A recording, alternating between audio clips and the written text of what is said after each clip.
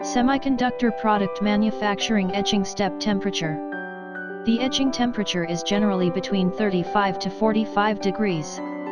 Etching is a very important step in semiconductor manufacturing process, microelectronic IC manufacturing process and micro-nano manufacturing process. It is a main process of patterning processing associated with lithography.